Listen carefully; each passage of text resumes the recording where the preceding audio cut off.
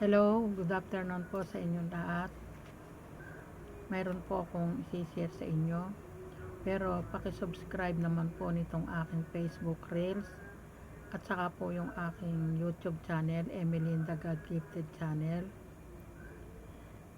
Naglalambing po ako sa inyo.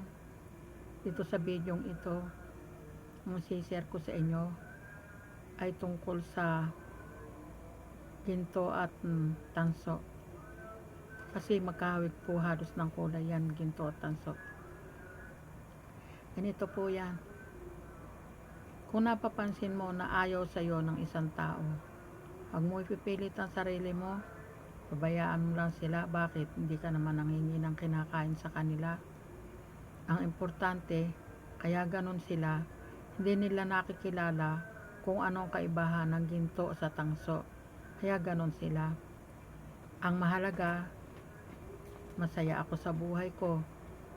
Kung ayaw man nila sa akin, okay lang. Alam ko naman ang kahulugan yan kaya nila umaayaw sa iyo Naiinggit siya sa buhay mo.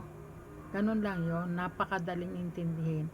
Ganyan ang isang tao pag ayaw sa iyo, naiinggit sa buhay mo, pero hindi mo naman inaano, ayaw sa iyo.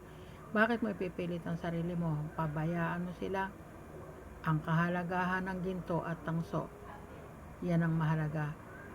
Pag ikaw ay tunay na tao, marunong ka rin kumilala ng ginto at tangso. Pag ikaw ay plastic at inggitera, yan, madaling makilala ang ugali ng masamang tao. Bye-bye na. This is the completeness of my video. Bye-bye. Spread love. God bless you.